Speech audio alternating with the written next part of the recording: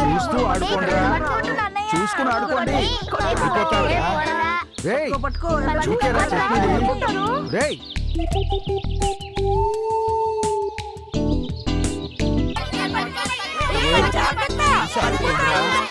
చూసి ఆడుకోండి.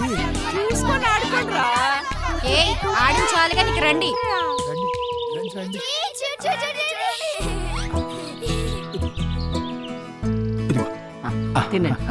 తినరా.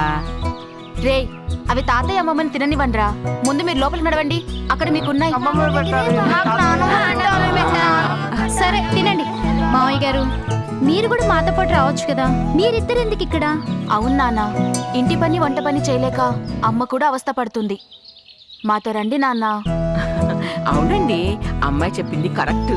మనం వెళ్తే ఎంచక్కా పిల్లలతో ఎంజాయ్ చేయొచ్చు. వద్దను రాదా, పండక్కని పబ్బానికని మనం వెళ్తూనే ఉన్నాం, వాళ్ళు వస్తూనే ఉన్నారు. ఈ వచ్చుడు పోవుడేంది నాన్న, మాతోనే వచ్చి కొన్ని రోజులు ఉండొచ్చు కదా మీరు. అవును మామయ్య, మీరొస్తే రోజు పండగలా ఉంటుంది. రండి. ఇంకా ఏంటండి ఆలోచిస్తున్నారు? వెళ్దామండి. సరే, అలాగే మీ ఇష్టం. అయితే ఇంకెందుకు, ఈ ఇల్లు పొలాలు అమ్మేయండి నాన్నగారు. అవును మావయ్య గారు, వదిన చెప్పింది కరెక్టే కదా. అమ్మి ఆ డబ్బులు బ్యాంకులో వేసుకున్నా నెలకు 50,000 వస్తాయి. అవునమ్మా, ఈ కౌలు వచ్చి రాక పండి పండక ఎందుకమ్మా ఈ భూములు అమ్ముడే మంచిది అనిపిస్తాంది. ఇల్లు పొలము అమ్మి అత్తయ్యను మామయ్యని తీసుకెళ్ళడం కరెక్ట్ కాదు బావా. ఈయన పెత్తనం ఒకటి.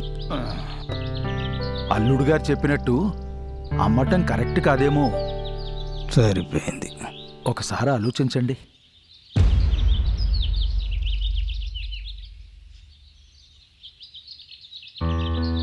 మా అమ్మనాన్నల మీద మాకంటే మీకే ఎక్కువ ప్రేముందే.